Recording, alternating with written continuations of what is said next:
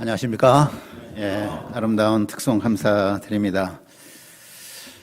오늘 말씀은 마가복음 제5강입니다. 12를 세우셨으니, 제목 12를 세우셨으니, 요절 말씀 14절, 15절 같이 한번 읽어보겠습니다. 14절, 15절입니다. 시작.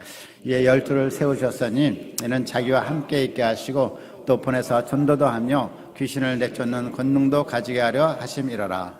기도하죠. 하나님 아버지, 이 시간에 우리가 주님께 나와서 예배드리는 은혜와 특권을 주신 것을 감사드립니다. 일주일에 가장 하이라이트인 이 시간을 저희가 귀하게 여기고 겸손한 마음 주시고 생명의 말씀을 받게 하시기를 간절히 기도합니다. 주의 말씀만이 우리의 소망이요 힘이 되오니 성령 하나님께서 말씀을 통해 우리의 심령에 넘치는 은혜 주시기를 기도합니다. 말씀을 잘 받는 가운데 말씀이 우리의 실제적인 지식과 믿음이 되어서 날마다 우리가 성장하고 변화되고 주님을 닮아가는 저희 공동체 되도록 축복하여 주옵소서. 이 시간에 저희들과 함께해 주옵소서. 예수님의 이름으로 기도합니다. 아멘. 우리가 지난주에는 새 포도주 새 부대의 말씀을 들었습니다. 예수님은 하늘에서 내려오신 새 부대 대신 새 포도주요, 새 포도주 대신 메시아시죠. 예수님은 사람들에게 하늘의 새 기쁨과 새 행복을 주시는 분이십니다. 그런데 당시에 종교 지도자들이 어떤 상태에 있었습니까? 그들은 마음이 낡은 부대와 같이 되어 있었습니다. 그래서 예수님과 예수님의 그 신선한 말씀을 받아들일 수가 없었어요. 사람을 살리는 율법의 정신을 잃어버리고 도리어 율법을 이용해서 사람들을 옥죄고 있었습니다. 이런 지도자들 아래서 백성들은 고통하였고 유리방황하였습니다. 오늘 본문에서 예수님은 이런 백성들을 섬기시기 위해서 12사도를 세우십니다. 그들을 미래의 지도자들로 키워나가십니다. 어려운 시대에 12를 세우신 예수님을 통해서 우리도 이 어려운 시대를 섬길 수 있는 그 지혜를 배울 수 있기를 기도합니다. 자, 다 같이 7절을 보겠습니다. 우리 형제님들이 7절 읽어주시기 바랍니다. 시작.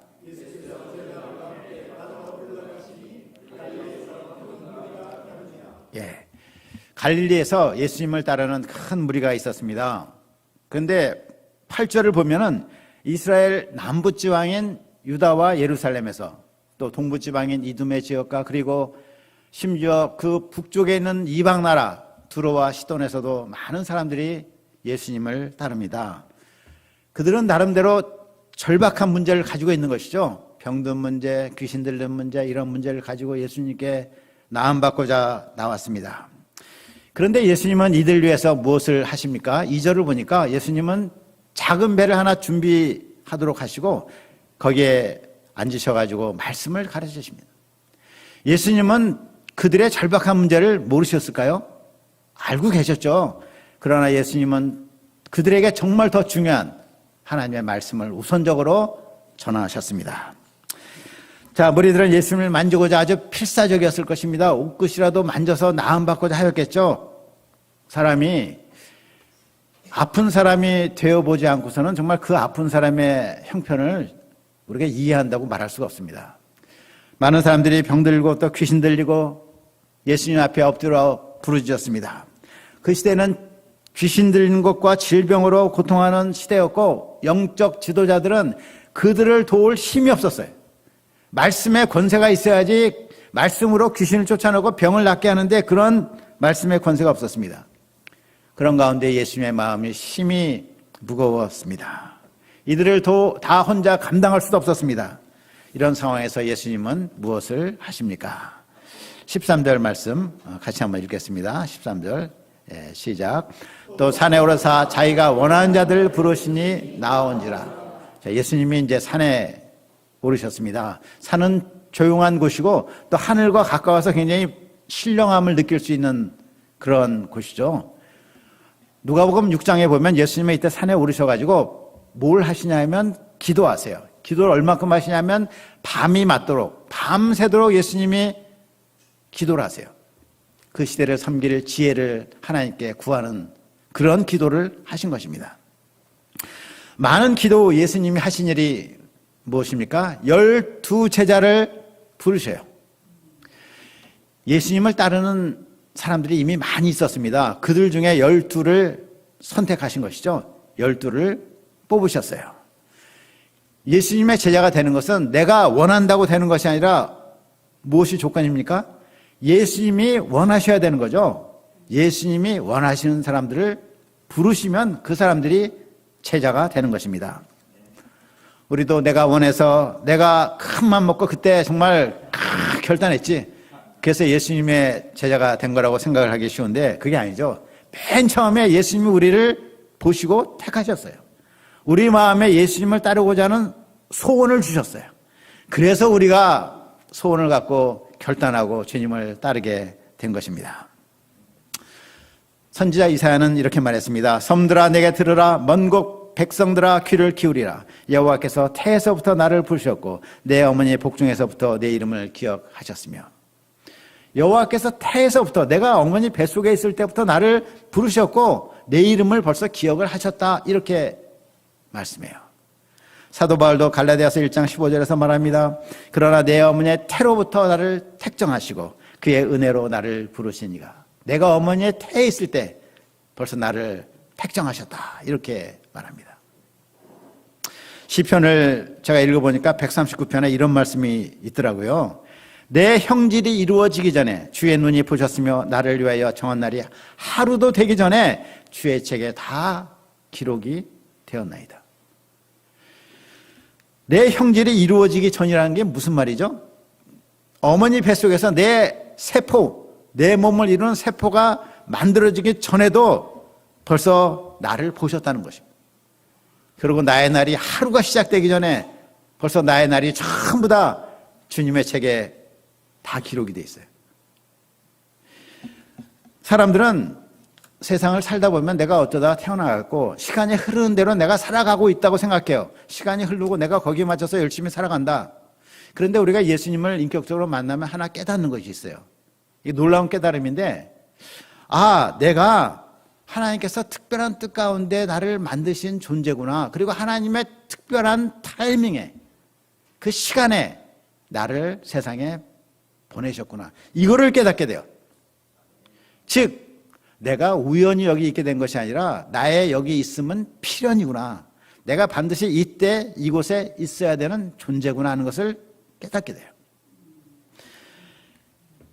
나의 인생이 우연이 아니라 필연임을 알게 됩니다. 그렇습니다. 하나님은 우리가 나기 전부터 이미 우리에게 뜻을 두시고 예수님의 제자로 부르신 것입니다. 이것이 뭘 말합니까? 우리의 현재 나약함, 부족함, 나의 상황, 처지가 문제가 되지 않는다는 거예요. 어떤 사람은 그렇게 말합니다. 내가 이런 사람인 걸 주님이 아셨으면 나를 제자로 안 부르셨을 거야. 어쨌든 주님은 내가 태어나기도 전에 부르셨어요. 다른 말로 하면 나의 연약함으로 인해서 그 부르심이 취소되지 않는다는 것입니다. 요한복음 15장 16절에도 예수님이 말씀하셨습니다. 너희가 나를 택한 것이 아니요 내가 너희를 택하였노니. 우리는 다만 이 부르심을 감사하며 겸손한 마음과 담대한 마음으로 주님을 따르면 됩니다. 그러면 주님께서 우리를 빚으시고 역량을 키워가시며 우리를 사용하여 주십니다. 우리가 처음 부름받을 때는 멀리 보면서 저런 일을 내가 어떻게 감당해. 지레 겁을 먹기 쉬운데 예수님께서 그 기간 동안에 가만히 계신 것이 아니라 우리를 그 일을 감당할 만한 사람으로 계속 키워가신다는 거예요. 그러므로 우리를 제자로 부르신 것 자체가 우리에 대한 하나님의 큰 은혜와 특권인 것을 볼 수가 있습니다. 아무 자격 없는 우리를 예수님의 제자로 불러주신 주님의 은혜와 축복을 감사를 드립니다. 자, 그러면 예수님이 12를 세우신 목적이 무엇입니까? 오늘 요절 말씀 14, 15절 같이 한번 읽겠습니다. 시작. 이에 12를 세우셨으니 이는 자기와 함께 있게 하시고 또 보내사 전도다 하며 귀신을 내쫓는 권능도 가지게 하려 하심이라. 제가 오늘 말씀을 본문 전체를 강의하는 건 아니고 이 말씀 중심으로 이렇게 포인트게끔 전하고자 합니다. 자, 예수님이 제자들 부르신 목적이 뭐죠? 세 가지. 첫째, 자기와 함께 있게 하심. 둘째, 보내사 전도하게 하심. 셋째, 귀신을 내쫓는 권능을 가지려 하심. 이 세 가지가 목적이십니다. 첫째가 뭐죠? 첫째, 자기와 함께 있게 하심. 자, 예수님이 누구세요? 온 세상을 구원하러 오신 메시아잖아요. 그 메시아 대신 예수님이 그 시대의 심각성을 알고 산에 가서 밤이 맞도록 밤새도록 기도를 하셨다는 것은 정말 중대한 결정하는 기도가 아니겠습니까? 그리고 나서 하신 일이 12제자를 뽑으셨어. 그 12제자를 뽑으신 것은 아주 엄청난 목적, 거창하고 대단한 목적이 있어야 될 것 같은데 그 가장 중요한 목적이 무엇입니까? 자기와 함께 있게 하시고. 그냥 자기와 함께 있게 하시는 게 뭐 그렇게 대단한 목적일까 하는 생각이 드는데 여기에 하나님의 지혜가 있는 것입니다. 그들을 예수님과 함께 하심으로 두 가지. 첫째 뭐죠? 그들을 세상의 영향력에서부터 보호하시는 것입니다. 우리가 세상을 살아갈 때 그냥 중립적인 세상을 살아가는 것이 아닙니다. 세상은 공중 권세 잡은 사탄의 영향력 가운데 있어요. 우리가 그냥 중립적으로 아무 영향을 받지 않고 살아가는 것 같지만은 살다 보면 우리가 어떻게 돼요? 세속화. 다른 말로 하면 세상 사람들이 살아가는 방식으로 살도록 우리가 압력을 받고 사는 거예요. 그래서 그렇게 살아가게 돼 있습니다. 이러한 제자들 주님께서 자기와 함께 있게 하심으로 그런 영향력에서 차단하시고 예수님을 배우도록 그렇게 하셨습니다. 예수님은 더 나아가서 그들이 예수님과 함께 있도록 하심으로 항상 예수님을 배우게 하신 것입니다. 예수님의 인격과 스피릿을 배우도록 그렇게 하신 것이죠. 제자들은 아직 다듬어지지 않은 거친 돌과 같아요. 그들은 깎여져야 되고 다듬어져야 될 그런 입장이 있었습니다. 이런 그들이 예수님이 어디로 가서 무엇을 하신지 같이 보면서 배우는 거죠. 예수님의 하나님께 대한 믿음과 그의 섬김과 희생과 사랑과 인내와 그런 걸 다 배우고 진리의 말씀을 배우는 거죠. 예수님의 기도를 배우는, 예수님의 기도하시는 모습을 보다가 제자들에게 어떤 소원이 생겼어요. 우리도 기도하고 싶다. 그래서 예수님께 말씀드리잖아요. 주님, 요한이 제자들에게 기도를 가르쳐 준 것 같이 우리에게도 기도를 가르쳐 주옵소서. 그래서 주기도문을 가르쳐 주지 않으십니까? 처음에는 제자들은 예수님이 하신 일을 따라했겠죠. 이렇게 따라. 그렇지만 점점 그것이 익숙해지면서 자립적으로 자기들도 그렇게 하게 되는 것입니다. 마치 우리가 자전거 못하는 사람이 이렇게 배우게 할 때 안장을 뒤에 잡아주잖아요. 그러다 이렇게 밀어주면 잘 가. 나중에 이것을 놨는데도 잡은 줄을 알고 있어. 계속 가잖아요. 그러다가 이제 자전거 배우잖아요. 처음에 예수님을 본받도록 그러나 점점 자립적이 되도록 하여서 예수님의 사역을 계승하는 작은 예수들, 리틀 지저스 12명을 만드시는 것입니다. 자, 제자들이 365일 하루 24시간 예수님과 함께하는 것은 제자들에게도 쉬운 일은 아니었겠죠. 가정을 떠나야 되죠. 풀타임으로 주님을 따라가야 되죠. 예수님께 자신을 온전히 드려야 되는 결단이 필요했습니다. 그러나 제자들에게는 큰 기쁨이 있었죠. 어떤 기쁨이죠? 예수님을 배우는 기쁨. 예수님을 배우면서 진리의 말씀을 깨닫고 그 말씀을 정말 영접하는 가운데 자기들이 변화되어서 자기들의 인격과 성품이 예수님같이 되어가는, 이거 얼마나 기쁜 것입니까? 우리가 매주 말씀을 공부합니다. 공부할 때마다 우리가 큰 기쁨이 있지 않습니까? 새롭게 아는 기쁨.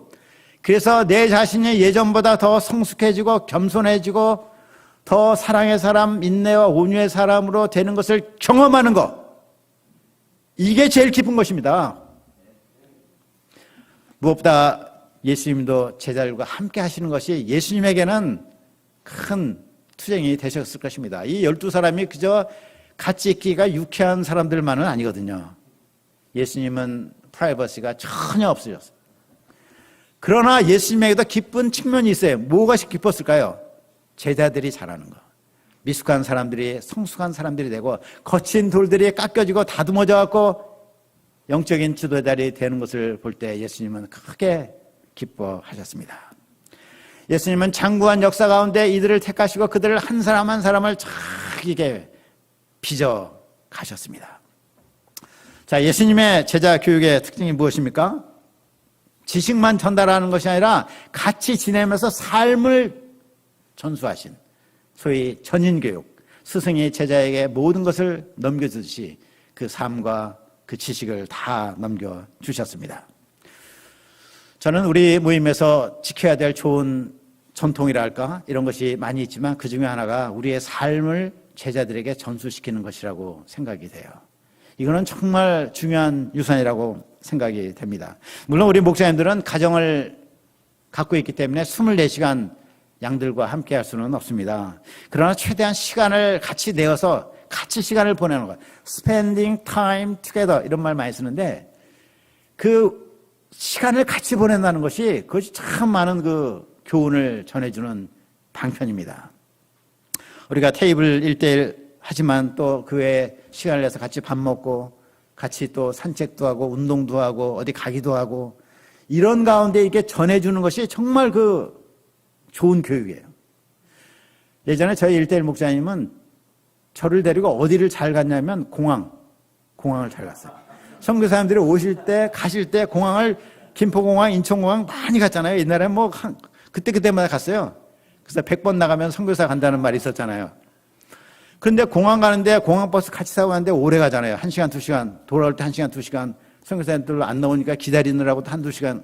그동안 저한테 필요한 얘기를 해주시는데 그게 테이블 1대1 하는 것보다 훨씬 더 저에게 도움이 됐어요. 저에게 가장 유익한 것을 실제적으로 가르쳐주고 보여줄 때 제가 큰 도움을 받았습니다.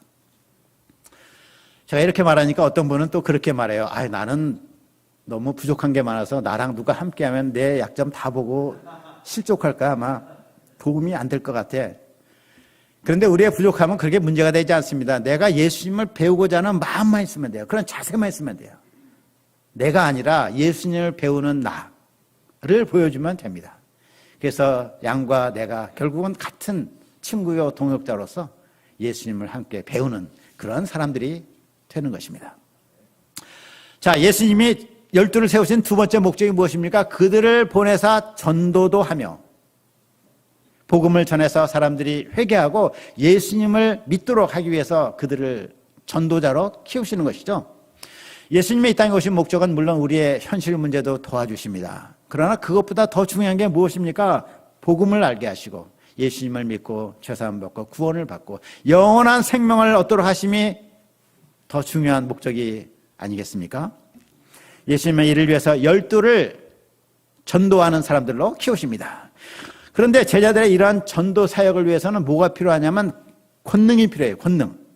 왜냐하면 복음은 지식을 그냥 전하는 것이 아니라 영적인 싸움을 하는 거 아니겠습니까?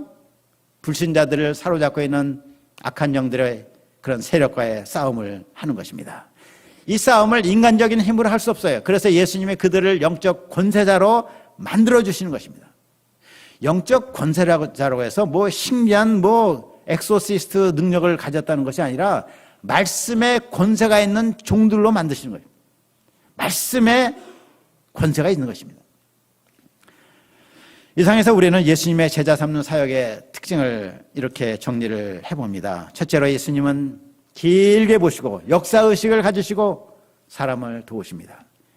이를 위해서 제자들과 함께 하시고 두 가지 목적, 그들을 보호하시고 둘째는 그들을 교육시키고자 측면 같이 있으며 교육시키고자 그들을 부르셨습니다. 속담에 이런 말이 있어요. 모든 계란을 한 바구니에 넣지 말라. 그러나 예수님은 다 넣으셨어요.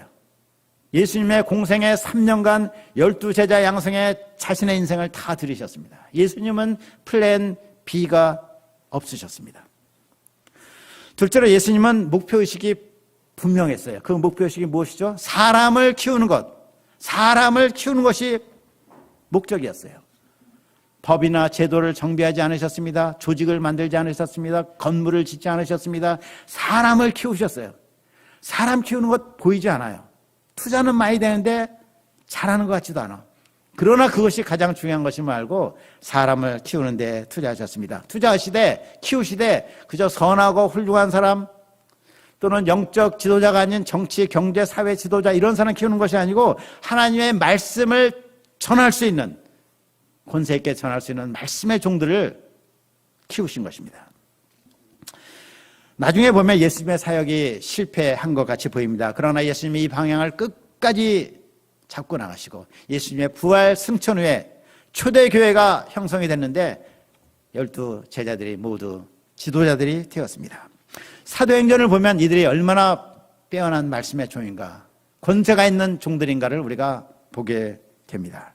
이들을 통해서 하나님의 역사가 계승이 되는 것입니다. 이들을 통해서, 이들의 제자를 통해서, 이들의 제자들의 제자를 통해서, 이들의 제자들의 제자들의 제자들의 제자들을 통해서 복음이 온 세상에 전파되고 우리에게도 복음이 전해진 것입니다. 또한 이런 제자 양성의 원칙이 우리에게 전해진 것입니다. 지난주 케냐에서 부활절 수양회가 있었습니다. 아마 소식 받아보신 분들 계시죠? 아주 소식을 들으니 은혜가 풍성하고 성령의 역사가 있었습니다. 지부장인 주마 푸친코 목자님이 능력 있게 제자 양성 역사를 섬기고 있습니다. 마크윤 선교사님 가정이 30년간 사역하시고 작년에 귀국하셨습니다. 현지 목자들, 주마 목자, 케빈 목자, 오티에노 목자 등 시니어 목자들과 여러 리더 목자님들이 자립적으로 역사 섬기고 제자 양성을 하고 있어요. 사람을 키우기가 힘들지만은 이것이야말로 하나님의 지혜인 것을 우리가 보게 됩니다. 선교사가 떠나도 계속해서 현지인들이 영적으로 자립하며 제자들을 양성하고 있어요. 이 역사가 계속 이어지면서 하나님께서 그 나라를 변화시킬 것을 믿습니다. 멕시코에서도 지난주에 부활절 수양회가 있었습니다. 80년대 처음 안요셉 선교사님이 대사관 영사로 가셔갖고 개척을 시작하셨는데 그때 저도 기억해요. 이 중남미 첫 선교사이기 때문에 기도 지원을 많이 했습니다. 그리고 저도 정말 선교사 멕시코로 가고자도 했었어요. 그런데 이분이 정말 빼어난 선교사인데 한 2, 3년간 열심히 했는데도 한 명의 제자가 서지가 않아. 이분이 다른 곳으로 이임하실 때 한 명이 두 명이 세워졌는지 안 세워졌는지 제가 기억이 잘 나지 않습니다. 여하튼 그 뒤에 황 아브라함 선교사님 가정에 가셔가지고 제자 양성을 계속 하셨는데 지금 보니까 저렇게 역사가 이제 커졌어요. 제자들입니다. 제자들을 양성하는 제자들이 저렇게 많아졌습니다. 저는 그때 중남미 역사가 힘든 걸 보면서 이렇게 생각했어요. 아, 중남미 하면 그 당시 우리나라보다 훨씬 잘 살았습니다. 중남미 하면 생각나는 게 뭐 있어요? 아주 밝은 태양, 그리고 맛있는 음식들, 탱고, 삼바, 먹는 거, 마시는 거, 막 그 노래하고 춤추는 거. 아, 중남미 사람들은 놀길 좋아하니까 제자 양성을 어렵겠구나. 또 거기는 카톨릭이 굉장히 세요. 캐톨릭이. 그러니까 야, 우리 식의 제자 양성 어렵겠구나. 이런 생각을 정말 했었습니다. 그런데 믿음으로 계속해서 선교사님들이 제자를 양성하고 제자가 제자를 양성하는 역사를 섬길 때 지금 중남미에 20여 개국이 개척이 되었고 각 나라마다 또 많은 지부들이 생겨났습니다. 특히 그들이 영적으로 자립이 되고 제자 양성 역사가 이루어지고 있다는 것은 얼마나 감사한지 모릅니다. 제 말씀의 포인트는 사람을 키우는 것이 중요하다 이런 말이죠. 다른 사람을 제자로 삼을 수 있는 제자 한 사람에도 세우는 것이 핵심이라고 할 수 있습니다. 어느 교단에서 아프리카 선교를 하는데 처치 플랜팅 미니스트리를 해요. 원래 처치 플랜팅 하면 처치가 사람들 아닙니까? 사람들을 키워야 되는데 선교학적으로 처치 플랜팅 하면 교회 건물을 지어주는 것을 말해요.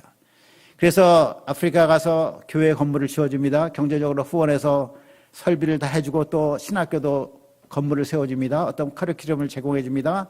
그리고서 오는데 사람을 키우지 않으니 이것이 역사가 되질 않는 것이에요. 사람이 없으면 그런 건물이 있다고 되겠습니까? 선교사님들이 귀국했는데 그 현지 사람들이 편지를 보내왔습니다. 당신들이 세운 교회 건물이 천장이 망가져서 비가 새니 수리해야 되니까 돈을 보내주시오. 그래서 이 처치 플란팅한 교회들이 많이 낡고 무너져가지고 불교 사람들이 조롱한대요. 당신들의 하나님의 신전은 저렇게 망가지고 다 폐허가 돼도 그냥 두냐. 오늘 본문에 나오는 예수님의 이그잠플이 말해주는 바는 긴 역사 가운데 사람을 키워야 된다 하는 것이에요. 영육간의 자립적인 제자, 다른 사람을 제자로 삼을 수 있는 제자를 한두 사람이라도 키우는 것이 핵심이라는 것입니다. 자, 물론 우리 현실이 어떠합니까? 우리 현실은 지금 뭐 사람을 키워 제자로 양성하기는커녕 정말 양 얻기도 어려운 시대 아닙니까? 캠퍼스에 복음의 수용력이 떨어지고 양육기가 참 어려운 시대입니다. 그러나 우리가 예수님을 생각을 해봐야 되겠습니다. 예수님도 당시 참 어려운 시대 아니었겠습니까?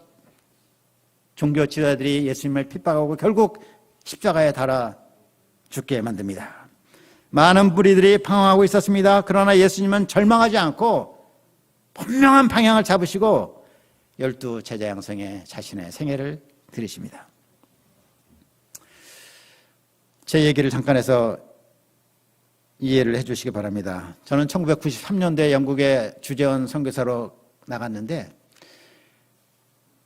굉장히 야심이 있었어요. 가자마자 양을 쳐가지고 막 제자를 확 세우고자 하는데 첫 2년간 매일같이 거의 캠퍼스에 가는데 한 명의 양도 일대를 하지를 못했어요. 아니 일대를 안 잡아지를 못했어요. 한 명의 양과. 여러분들이 실제로 그런 입장에 처음에 했잖아요. 어떤 확신이 드냐면 이거는 안 된다. 안 되는 것이 확실해. 다른 데서 된 것은 그거는 몇십 명의 선교사님들이 기라성 같은 분들이 달려들어갖고 좀 세운 것이지 이건 안 돼. 내가 한국에서 온 사람으로 키도 작고 영어도 버벅거리는데 그 금발 가진 눈 파란 그 똑똑한 명문대 대학생이 왜 나한테 배워? 서지가 이론이 서지가 않는 거예요.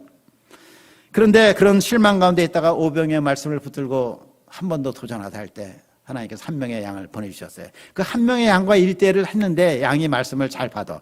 그거 갖고 너무나 기분이 좋아가지고 막 환상을 봤어. 환상.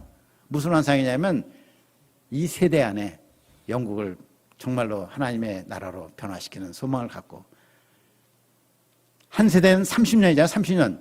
1995년에 양을 처음에 일대를 했기 때문에 2025년까지 그 당시 잘 알려진 영국 100개에서 캠퍼스에 캠퍼스당 100명의 성경 선생을 세우는 비전 가운데 2025년 100개 캠퍼스 10,000명의 바이블 티처 이거를 기도하기 시작했어요. 그 기도를 모든 동역자들이 몇십 년을 지금 기도했어요.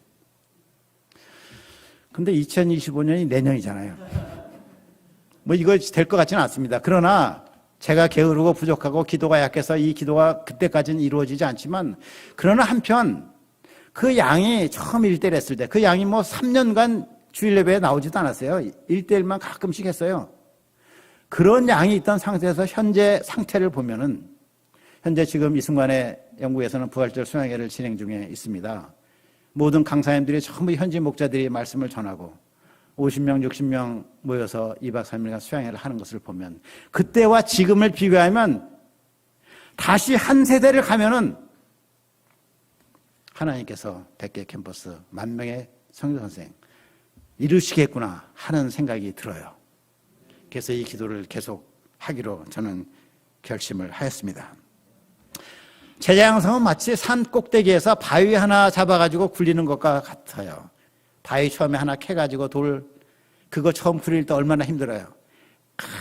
밀어서 하나 굴리면은 굴러가는 것도 천천히 가잖아요. 콩. 그런데 힘이 붙으니까 쾅 하면서 막 다른 돌들 다 이렇게 하시면서 막 굴러가서 마지막에는 산사태가 일어납니다. 그래서 그 산이 옮겨지는 거야. 아, 이게 산이 옮겨진다는 말이구나 하는 생각을 합니다. 제가 영국을 떠난 지 20년이 되었지만 현지 목자들에 의해서 계속해서 그 역사가 굴러가는 그것을 볼 때 이거는 정말 투자해야 될, 내 인생을 바쳐야 될 가치가 있구나 하는 생각을 하게 됩니다. 우리가 예수님께서 본문에서 보여주신 이 놀라운 지혜를 배워서 한 명의 양이라도 제자를 삼는 이 사역을 섬길 수 있기를 기도합니다. 하나님께서 우리에게 이 방향을 영접하게 하시고 우리의 젊음과 우리의 남은 인생을 바쳐서 사도 양성에 드리기를 기도합니다. 자, 그러면 예수님이 세우신 12 사도가 누구입니까? 16절부터 19절을 보면은 시몬은 베드로라는 이름을 받습니다. 야고보와 요한은 시몬과 함께 수제자 그룹에 들어가는 사람이에요. 안드레는 시몬의 형제였고 빌립은 안드레의 친구였습니다.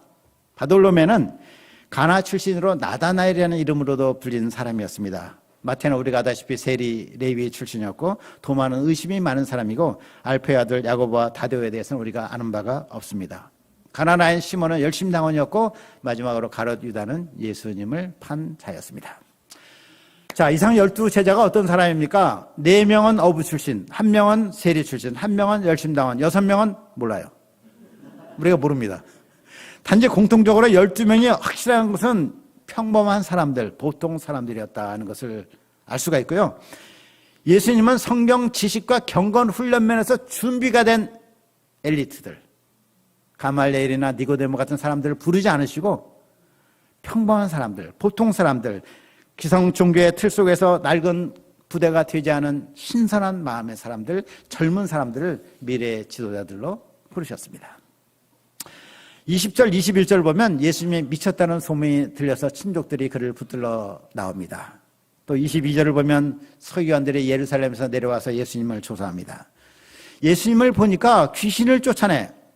그 기적은 놀라운 건데 그거 자체는 부인할 수가 없잖아요. 그러니까 어떻게 비방하냐면 저 사람이 귀신의 왕 바알세부에 들려서 쫓아낸다. 이렇게 비방했습니다.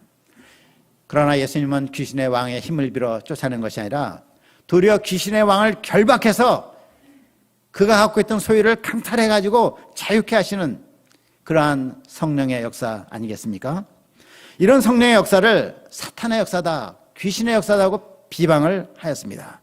이런 성령을 모독하는 죄라고 예수님은 말씀하세요. 사람의 모든 죄, 심지어 인자를 모독하는 죄도 다 사하심을 받지만 성령을 모독하는 죄는 사함받지 못한다, 이렇게 말씀하세요. 자, 근데 여기서 잘 보세요. 성령을 모독한 죄가 아닙니다. 성령을 모독하는 죄예요. 현재형입니다. 제가 예전에 영국에서 한 자매님을 도운 적이 있었는데 금발머리에 대학생인데 아주 아름다운 자매님이었어요. 근데 그 자매님이 저한테 이렇게 말해갖고 제가 쇼크를 먹었어요. 선교사님, 저는 있잖아요, 지옥에 갑니다.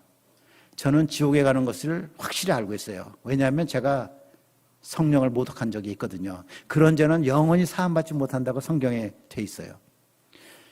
그래서 제가 그거 아니라고 설명해줬는데도 이상하게 그걸 또 안 받아들이더라고요. 자기 의가 있어서 그런지 자기는 지옥에 가야 된다는 거예요. 성경은 말하기를 성령을 모독한 죄가 아니라 모독하는 죄, 현재 계속해서 성령을 거부하는 그러한 죄를 말하는 것입니다. 과거에 모독했을지라도 그것을 현재 깨닫고 내가 뉘우치는 자는 성령을 모독하지 않고 있는 거야. 모독하지 않고 받아들이고 회개를 하는 것입니다. 요한복음 16장 8절을 보면 성령께서 이 땅에 오셔서 하신 일에 대해서 말씀하는데 뭐죠? 죄에 대해서, 의에 대해서, 심판에 대해서 세상을 책망하셔. 책망하신다는 말은 convict인데 그것이 죄임을 깨닫게 하신다, 이렇게 돼 있어요. 그런 책망을 받아들이면 내가 성령을 모독하는 것이 아닙니다. 내가 성령을 받아들이고 회개하고 죄사함 받고 구원을 받는 것이에요. 십자가에 달린 강도가 얼마나 극악한 죄를 지으며 성령을 많이 모독했겠습니까? 그러나 마지막 순간에 성령의 책망을 받아들여 회개했을 때 그는 구원을 받았습니다. 자, 오늘 말씀을 정리하면서 이런 생각이 듭니다.